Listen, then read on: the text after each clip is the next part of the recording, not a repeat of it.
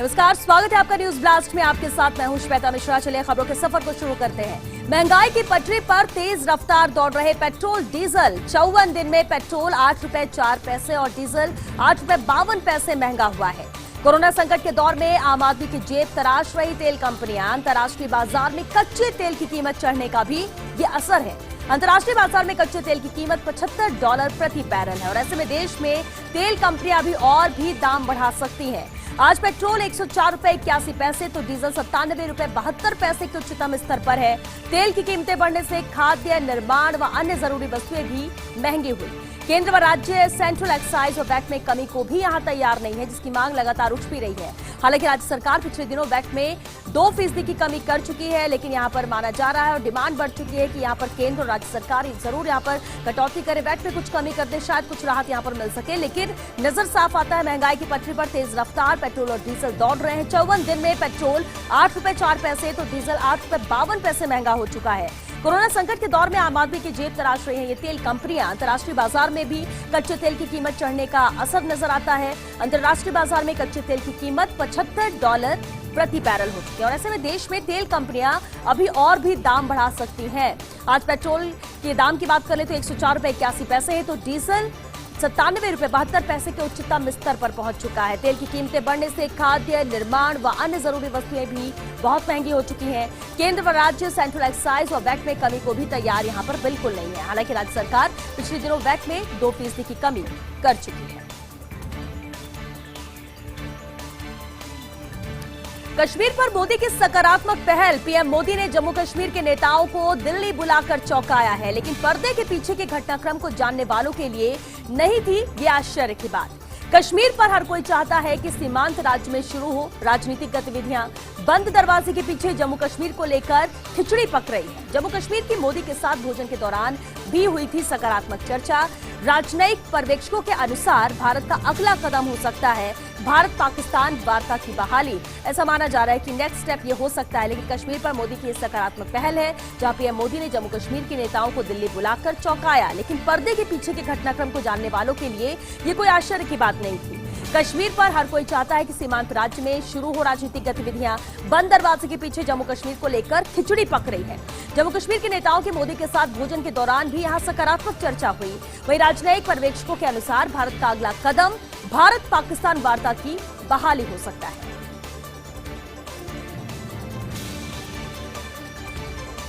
कैलाश विजयवर्गीय ने दी सीएम बदलाव की चर्चा को हवा। गाहे बगाहे चलती रहती एमपी में सीएम बदलने की चर्चा।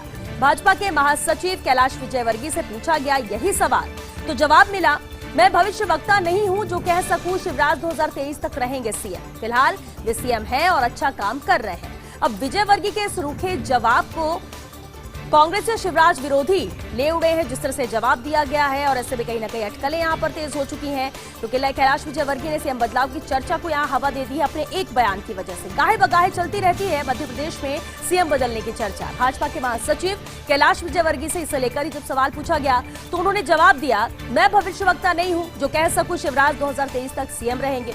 फिलहाल वे सीएम हैं और अच्छा काम कर रहे हैं। अब विजयवर्गीय के इस रूखे जवाब को ले उड़े हैं कांग्रेसी और शिवराज विरोधी।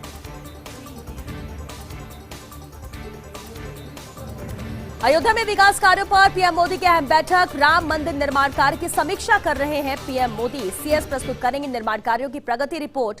वहीं यूपी सीएम योगी भी समीक्षा बैठक में मौजूद हैं।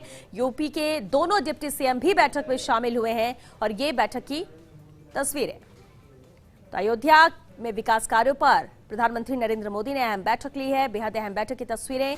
राम मंदिर निर्माण कार्य की समीक्षा कर रहे हैं इस वक्त प्रधानमंत्री नरेंद्र मोदी। सीएस प्रस्तुत करेंगे निर्माण कार्यों की प्रगति रिपोर्ट भी कि कितना निर्माण अब तक हो चुका है और कहां तक ये कार्य पहुंचा है निर्माण का, उसकी यहां पर समीक्षा की जा रही है। प्रधानमंत्री एक एक फीडबैक ले रहे हैं अब तक के कामों को लेकर। यूपी सीएम योगी आदित्यनाथ भी समीक्षा बैठक में मौजूद है।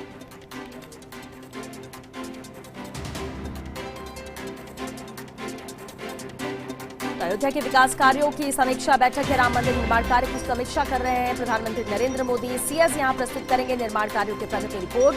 तो वहीं उत्तर प्रदेश के मुख्यमंत्री योगी आदित्यनाथ भी समीक्षा बैठक में मौजूद हैं। यूपी के दोनों डिप्टी सीएम भी बैठक में शामिल हुए हैं, जहां फीडबैक निर्माण कार्य को लेकर ले रहे हैं प्रधानमंत्री नरेंद्र मोदी। समीक्षा की जा रही है अब तक का कितना कार्य हो चुका है राम मंदिर निर्माण को लेकर। सीएस यहां पर निर्माण कार्यों की पूरी प्रगति रिपोर्ट प्रस्तुत करें।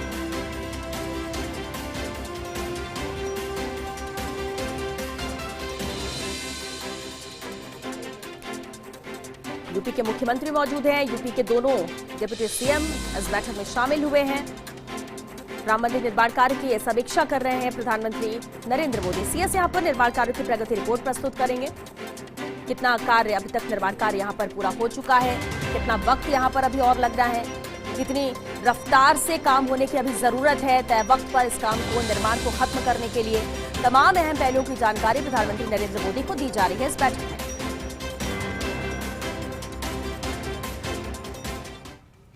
पवार के लिए खिचड़ी पकाने की कोशिश में सिन्हा। तीसरे मोर्चे को लेकर राजनीतिक गलियारों में ये चर्चाएं बेहद तेज हैं।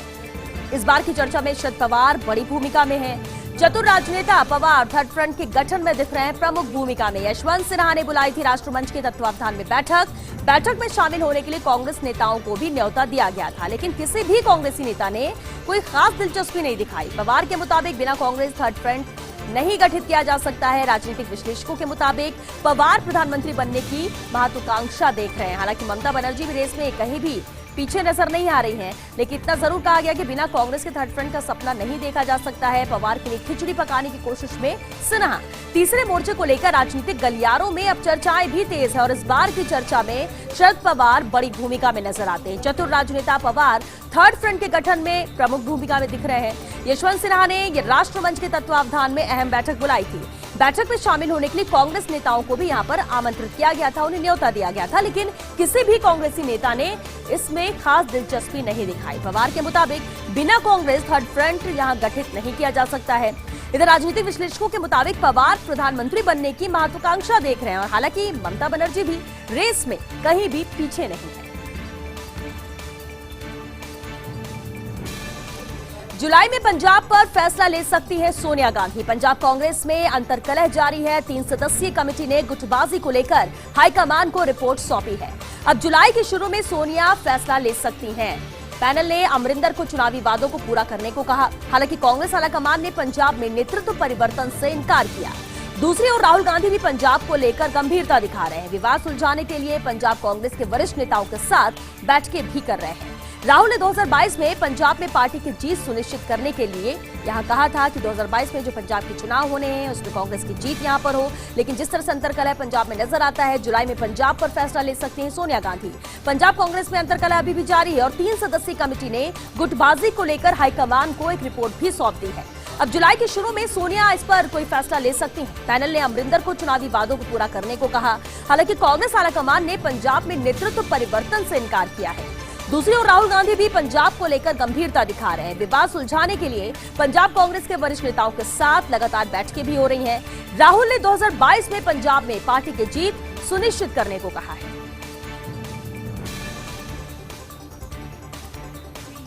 केंद्र और पश्चिम बंगाल के बीच बढ़ी है टकराव की आशंका। राज्यपाल को हटाने के लिए विधानसभा में प्रस्ताव पारित कर सकती है ममता बनर्जी। प्रस्ताव में राज्यपाल पर आरोप लगाया जाएगा।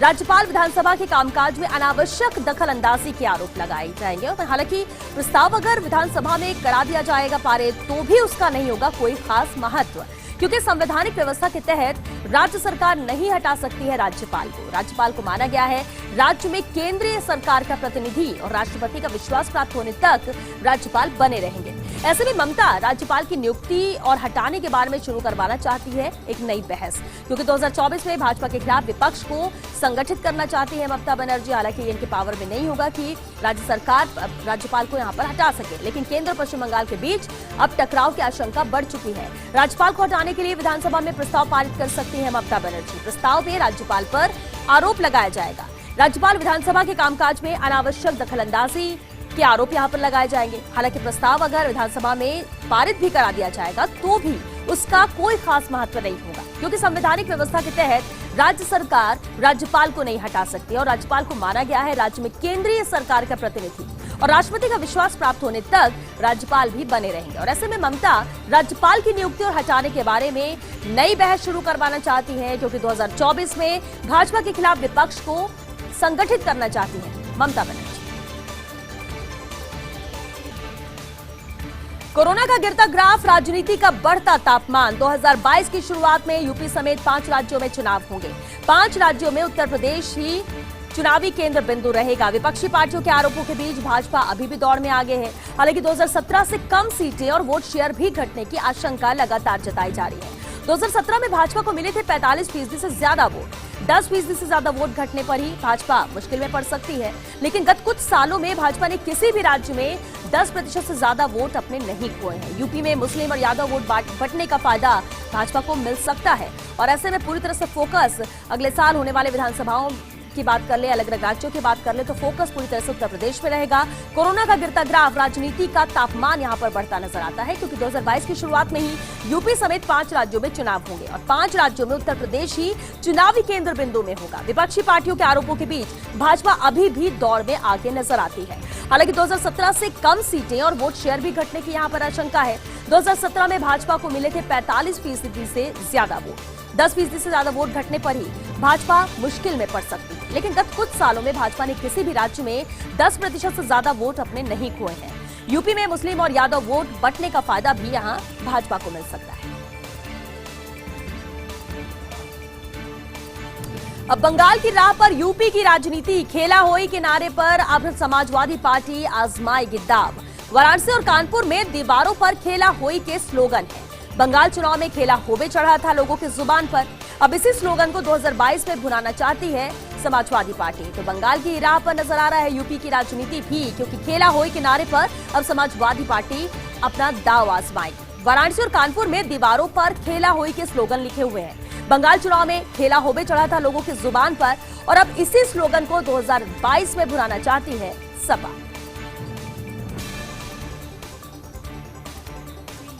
क्या बदला जाएगा उत्तराखंड पीसीसी चीफ? वरिष्ठ कांग्रेस नेता इंदिरा हृदयेश के निधन ने समीकरण यहां पर बदले हैं।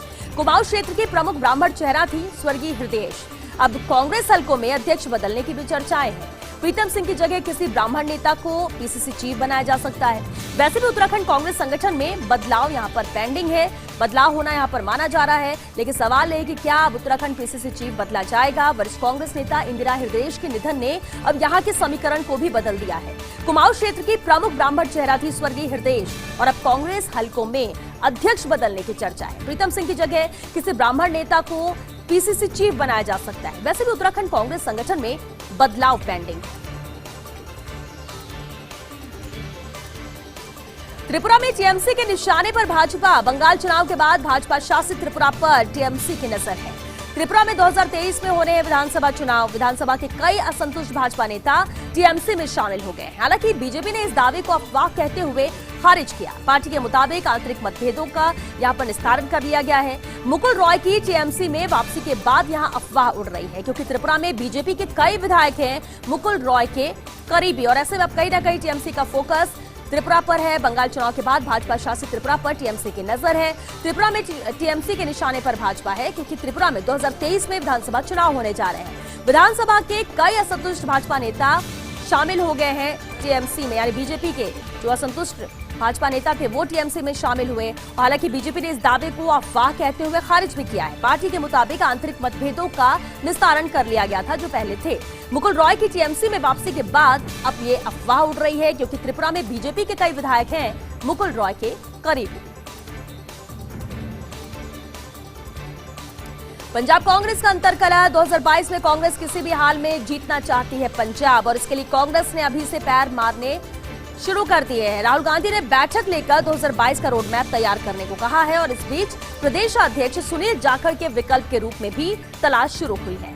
सूत्रों के मुताबिक मनीष तिवारी और विजय इंदर सिंगला भी दौड़ में है। मनीष तिवारी दिल्ली और पंजाब के राजनीतिक हलकों में जाना माना चेहरा है। साथ ही सीएम कैप्टन अमरिंदर का भी समर्थन प्राप्त है। गैर सिख मतदाताओं को लुभाने के लिए उपयुक्त माने जाते हैं यहाँ पर तिवारी। तो यहाँ राहुल गांधी ने बैठक लेकर 2022 का रोड मैप तैयार करने को कहा है। पूरी तरह से फोकस पंजाब में कांग्रेस का है। हालांकि अंतरकलह भी पंजाब में नजर आती है कांग्रेस की। 2022 में कांग्रेस किसी भी हाल में पंजाब को जीतना चाहती है और इसके लिए कांग्रेस ने अभी से हाथ पैर मारने भी शुरू कर दिए हैं। राहुल गांधी ने बैठक लेकर 2022 का रोड मैप तैयार करने को कहा और इस बीच प्रदेश अध्यक्ष सुनील जाखड़ के विकल्प के रूप में भी तलाश शुरू हुई है। सूत्रों के मुताबिक मनीष तिवारी और विजय इंदर सिंगला भी इस दौर में शामिल है। मनीष तिवारी दिल्ली और पंजाब के राजनीतिक हलकों में एक जाना माना चेहरा है। इसके साथ ही सीएम कैप्टन अमरिंदर का भी उनको समर्थन प्राप्त है। गैर सिख मतदाताओं को लुभाने के लिए उपयुक्त माने जाते हैं मनीष तिवारी। दलित पार्टियों में भारी मंथन और इस मंथन से प्रभावित रहेगी उत्तर भारत की राजनीति। चिराग पासवान, मायावती और अव्यवस्थित रिपब्लिकन पार्टी को देखकर ऐसा लग रहा है कि राजनीतिक दल दलित वोटों को लुभाने में जुटेंगे। ये सब चिराग के साथ दलित मतदाता की सहानुभूति पर निर्भर होगा। मायावती का मानना है उनका वोट सदा ही साथ रहेगा उनके, लेकिन देश के राजनीतिक मुद्दों पर माया की चुप्पी है। वोट बैंक थोड़ा निरुत्साहित करेगी। वहीं दलित नेता चंद्रशेखर आजाद रावण की भी मायावती को चुनौती यहां पर कम नजर नहीं आती। बेहद दिलचस्प यहां पर चुनाव तो रहेंगे, लेकिन दलित पार्टियों में भारी मंथन हो रहा है और इस मंथन में प्रभावित रहेगी उत्तर भारत की राजनीति। चिराग पासवान, मायावती और अव्यवस्थित रिपब्लिकन पार्टी को देखकर ऐसा लग रहा है कि राजनीतिक दल दलित वोटों को लुभाने में जुटेंगे और ये सब चिराग के साथ दलित मतदाता की सहानुभूति पर निर्भर होगा। मायावती का इसे लेकर मानना है कि उनका वोट सदा ही उनके साथ रहेगा, लेकिन देश की राजनीतिक मुद्दों पर माया की चुप्पी रहती है। वोट बैंक थोड़ा निरुत्साहित भी करेगी इसे। वहीं दलित नेता चंद्रशेखर आजाद रावण की भी मायावती को चुनौती रहेगी। चलिए, अब वक्त हो गया एक छोटे से ब्रेक का। जल्द हाजिर होते हैं इस ब्रेक के बाद। ब्रेक के बाद बढ़ते आगे। राजस्थान में वैक्सीनेशन में रचा कीर्तिमान। प्रदेश के सभी जिलों में एक दिन में लाभार्थियों को लगी 10 लाख से अधिक डोज। इस दौरान 9,16,112 लोगों ने कोरोना की पहली डोज लगाई है, जबकि 1,29,721 लोगों ने लगाई कोरोना की दूसरी डोज। और इस महाअभियान में सर्वाधिक 8,53,783 डोज लगी है 18+ श्रेणी में। और इससे पहले तक राजस्थान में एक दिन में सर्वाधिक 5 लाख डोज का रिकॉर्ड था, लेकिन अब 10 लाख से भी अधिक यहां पर डोज लगी है। राजस्थान ने वैक्सीनेशन में ये रचा है कीर्तिमान। प्रदेश के सभी जिलों में एक दिन में लाभार्थियों को 10 लाख से अधिक डोज लगी है। इस दौरान 9,16,112 लोगों ने यहां कोरोना की पहली डोज लगवाई है, जबकि 1,29,721 लोगों ने लगाई कोरोना की दूसरी डोज। इस महाअभियान में सर्वाधिक 8,53,783 डोज लगी है 18+ श्रेणी में। और इससे पहले तक राजस्थान में एक दिन में सर्वाधिक 5 लाख डोज का ही रिकॉर्ड था और ये रिकॉर्ड टूटा है और अब एक दिन में 10 लाख डोज यहां पर लगी है। नया कीर्तिमान राजस्थान का।